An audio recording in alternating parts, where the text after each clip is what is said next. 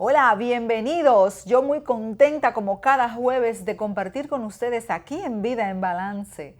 Pues nada, hoy tenemos un tema súper interesante porque se habla mucho de rehabilitación, de lesiones, de discapacidades y cosas de ese tipo. Y nosotros queremos traer claridad al respecto y por eso tenemos al médico rehabilitador, el doctor Francisco de la Rosa, y vamos a estar hablando de rehabilitación física.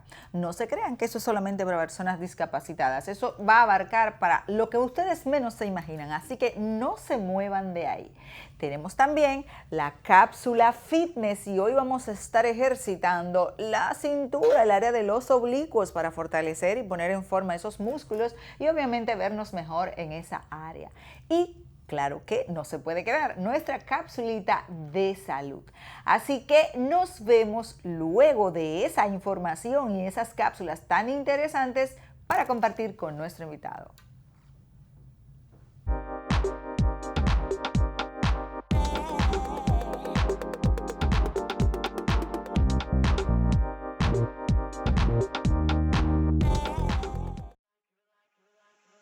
El área de la cintura es uno de los dolores de cabeza de más de uno. Díganme si no. Estaré compartiéndote hoy algunos ejercicios que te pueden ayudar a trabajar esa zona y definir los oblicuos y quemar la grasita superflua. Recuerda también que la alimentación es muy importante.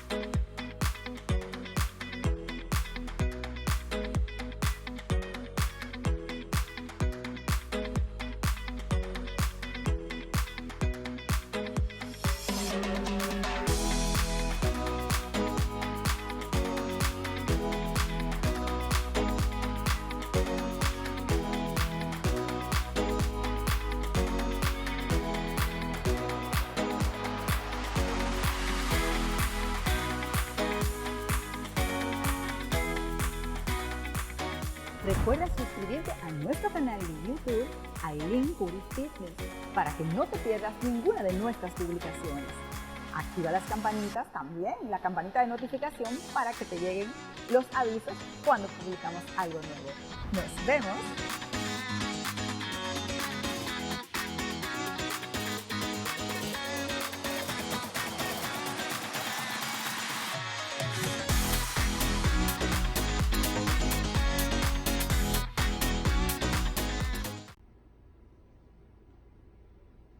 ¿Sabía usted que el ruido continuado puede provocar una pérdida auditiva, ansiedad, fatiga auditiva y mental también, y que aumenta el riesgo de muerte cardiovascular? Hágase una audiometría. Es un consejo de Laudio Audiología. Puede encontrarnos en Instagram como Laudio Audiología y también en Twitter como Laudio RD.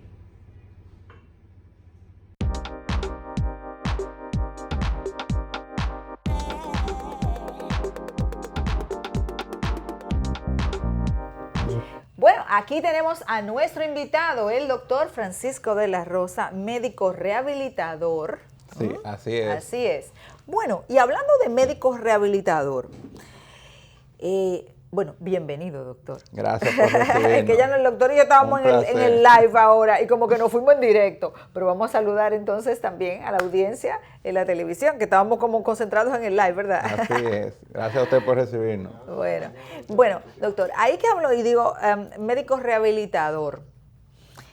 ¿Hay diferencias entre un médico rehabilitador, un fisiatra y otras ramas de la medicina que tienen que ver con el área? ¿Cuáles son esas áreas y cuáles son las diferencias y las similitudes? En primera instancia, ¿verdad?, referirnos a la medicina física y rehabilitación como la rama de la medicina que consta de un equipo multidisciplinario para tratar prevención, tratamiento, ¿verdad?, y después mantenimiento de todo lo que sea relacionado con la discapacidad y el sistema neuromusculoesquelético inicialmente, y ya posteriormente ya se ha insertado rehabilitación en pacientes con cáncer, rehabilitación en pacientes de condiciones cardiopulmonares y la rehabilitación deportiva como tal. Exacto. Dentro de ese equipo hay el líder del equipo es el médico fisiatra o rehabilitador. Eso va a variar un poco dependiendo de unos años hacia acá y dependiendo del área. Por ejemplo, en Europa, el médico fisiatra se conoce como médico rehabilitador. Sin embargo, ya en países más ya latinos y norteamericanos, ¿verdad?, ya uno se relaciona con uno u otro concepto,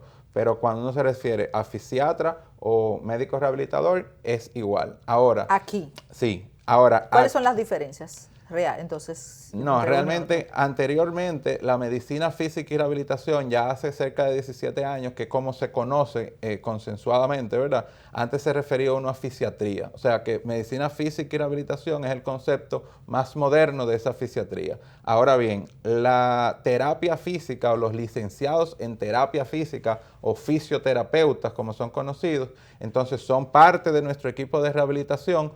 Pero estos no son médicos, sino que son especialistas o licenciados, tienen un grado para estudiar, para aplicar todo lo que son los planes de tratamiento de los pacientes que tienen algún tipo de lesión o algún tipo de condición que tratan. Es decir, que tenemos como parte del equipo multidisciplinario, el médico fisiatra o rehabilitador es uno, y entonces tenemos los terapeutas físicos o fisioterapeutas, que son la parte ejecutoria, que no son médicos, pero que son personal entrenado con buena formación. Aquí de hecho en el país tenemos 2 buenas escuelas que entonces van a tratar los pacientes. Además de ese terapeuta físico, también nosotros podemos contar con terapeutas ocupacionales, con terapeutas del habla y del lenguaje, de la deglución, ortesistas, protecistas, enfermeras especializadas, psicólogos, y todo esto, trabajadores sociales, forman un equipo el cual va a darle un mejor tratamiento al paciente. Por lo que un paciente que de repente es referido a terapia física solamente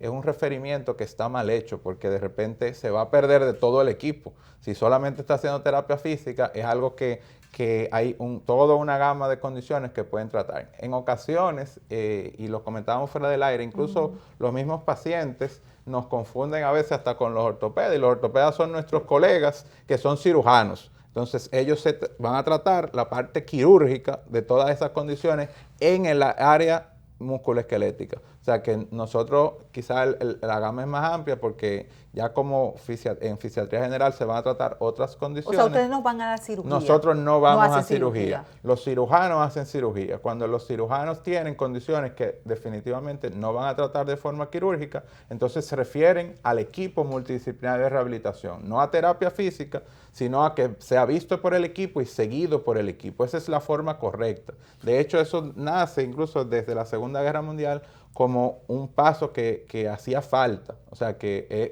es algo que viene a llenar esa deficiencia. Porque, por ejemplo, ahora que entramos en la parte quirúrgica y estamos comentando sobre eso, me viene a la mente que la espalda baja, estuvimos mencionando eso, la espalda baja es un área que hoy día estoy viendo muchas cirugías en esa zona y escucho opiniones diversas de que posiblemente se pueden evitar esas cirugías porque si la persona va directamente a un ortopeda, obviamente le va a mandar a hacer una cirugía.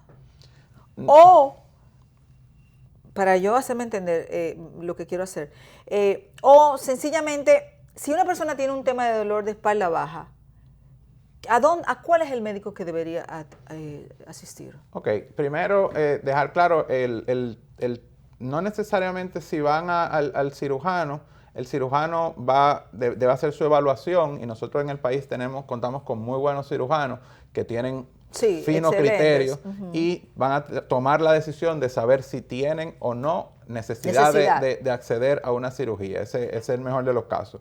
Ahora bien, el dolor lumbar es la causa principal de consulta en cualquier clínica de medicina musculoesquelética y es la principal causa de ausentismo laboral, incluso en los Estados Unidos, según la estadística. Esto quiere decir que es algo frecuente, común.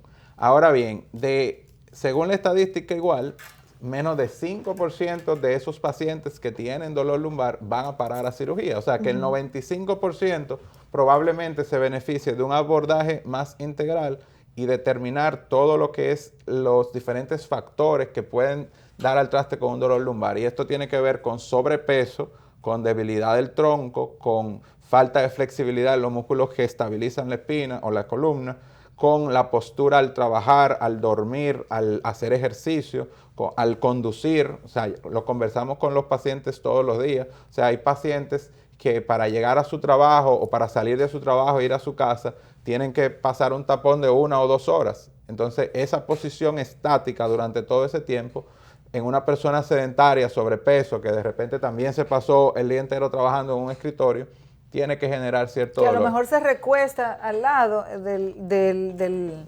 escritorio o también en el mismo vehículo, esperando en el tapón, en la partecita esta. Exacto, entonces van con una postura. Se recuesta de lado, entonces está todo ese tiempo con la columna en mala posición. Claro, que no es la postura quizás más ergonómica, y es así, o sea que el concepto de dolor de etiología multifactorial en el caso de la región lumbar es donde más se aplica.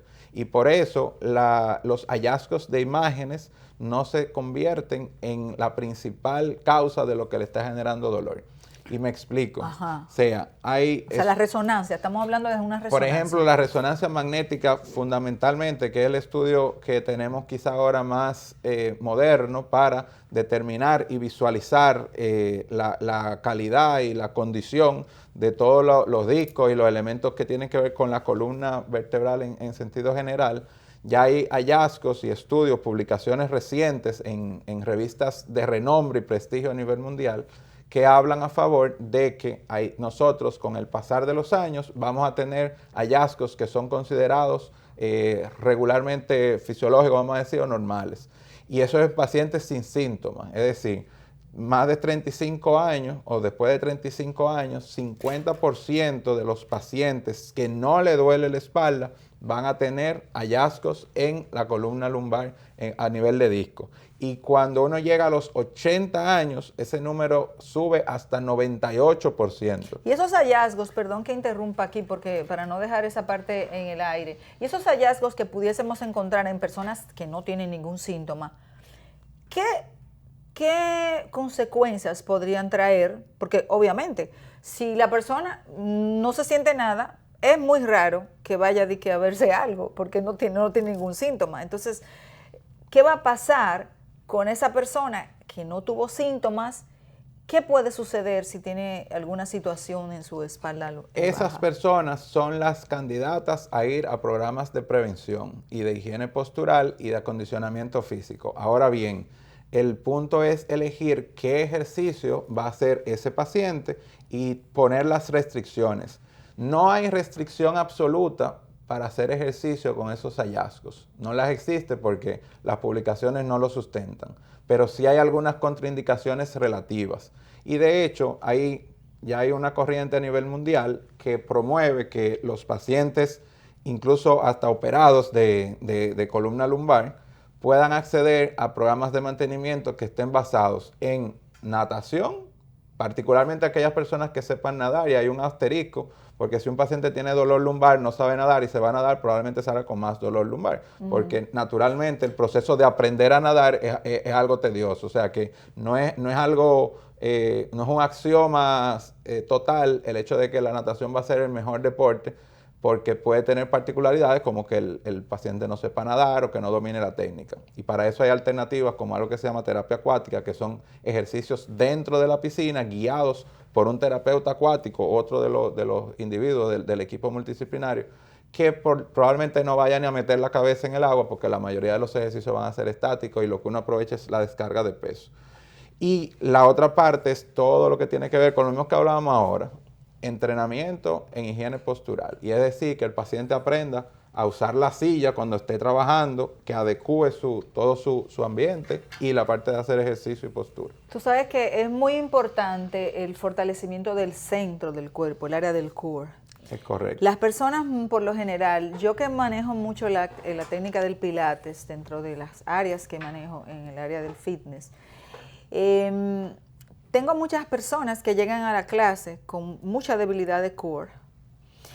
Y mi trabajo es hacer que entiendan y tengan conciencia sobre esos músculos transversos, recto abdominal, oblicuos y todo lo que comprende esa zona, para que puedan involucrarlos y comprometerlos al hacer los ejercicios y mantener postura firme. Y eso se lo lleven cuando se sientan, cuando caminan, cuando hagan cualquier otra disciplina, porque es que si tienes un manejo de tu centro, es como un sube y baja. Si el centro no está bien fuerte, se puede caer para un lado, se puede caer para el otro.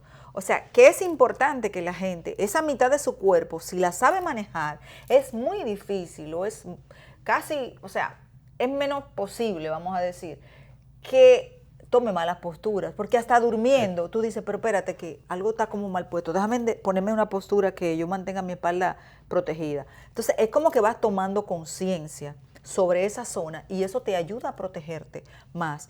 Hasta la postura, o sea, yo misma, si yo me siento que estoy sentada mal, yo de una vez aprieto y me siento. ¿Por qué? Porque eso me molesta, o sea, sí, porque ya tengo conciencia. Sí, de hecho es uno de los conceptos más importantes que giran en torno a esa prevención o rehabilitación del dolor lumbar.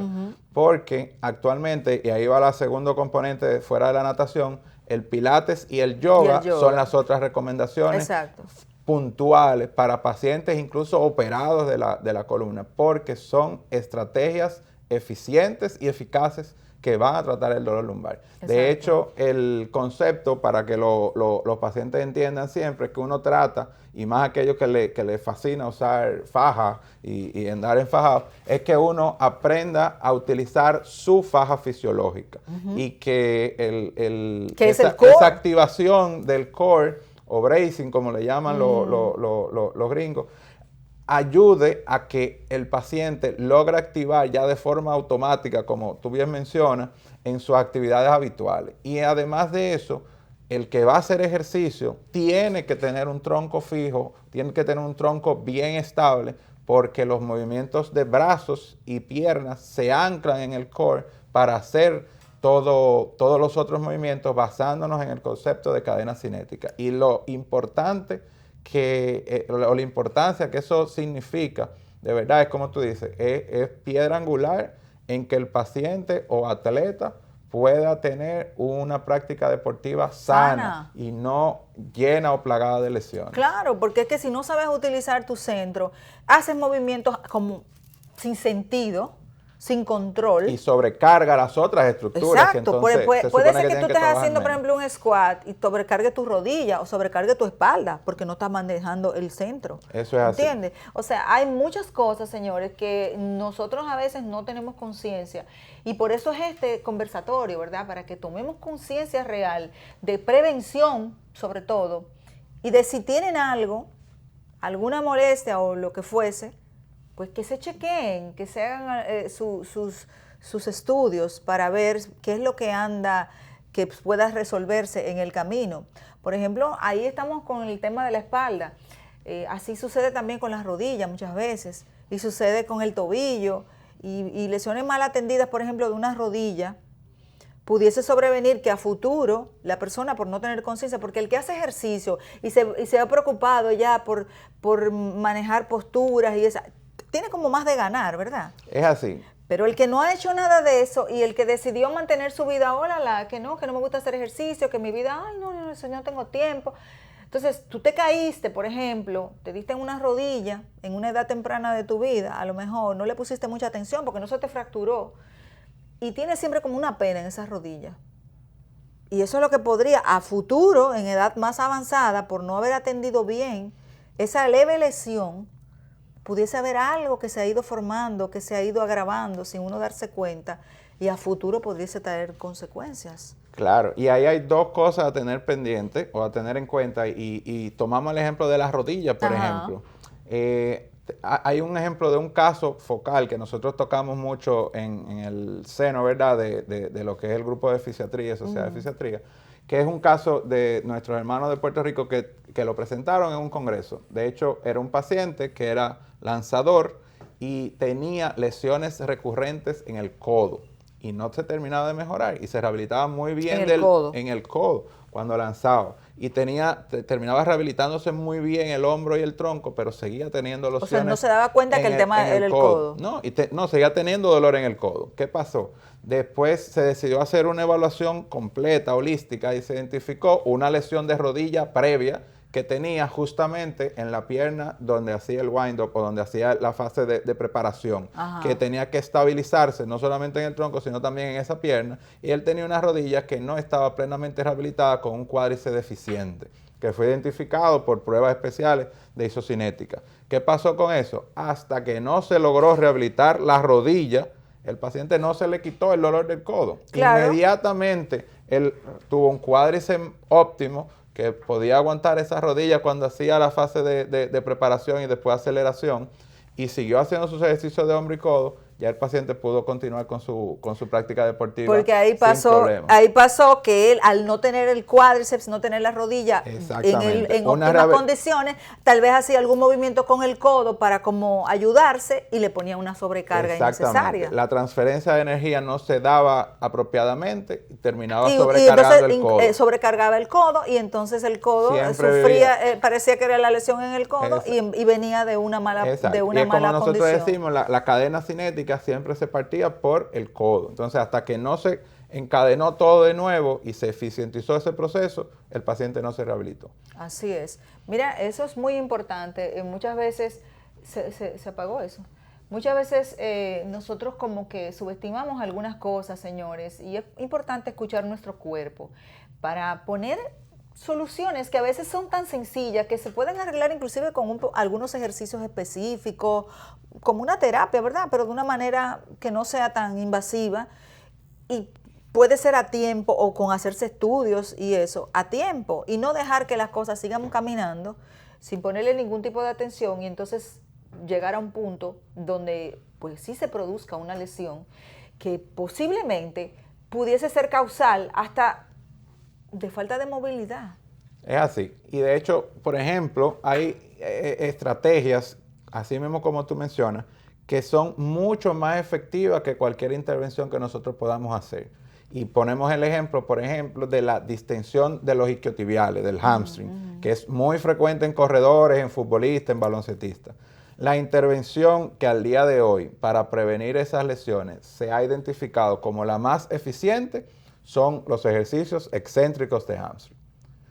Esa intervención puede garantizar que el paciente, porque se transfiere, porque es en la fase excéntrica de la contracción, cuando uno está corriendo que se lastima, si uno lo ejercita de esa forma, uno garantiza que el paciente no va a tener esa distensión. Vamos a explicarle el concepto de excéntrico, es lejos del centro.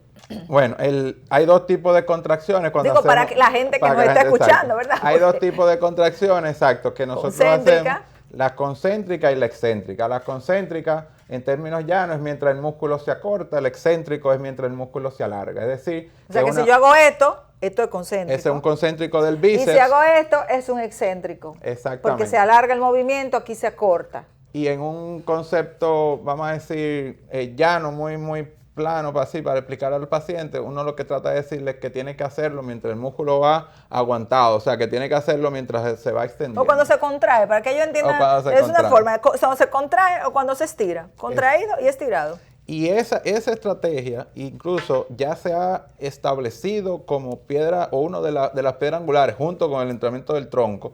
Por ejemplo, en el programa de prevención de lesiones de la FIFA, para todos los futbolistas jóvenes que desgraciadamente, ¿verdad?, hay muchos que terminan en consulta por lesiones que son totalmente prevenibles con buen acondicionamiento físico.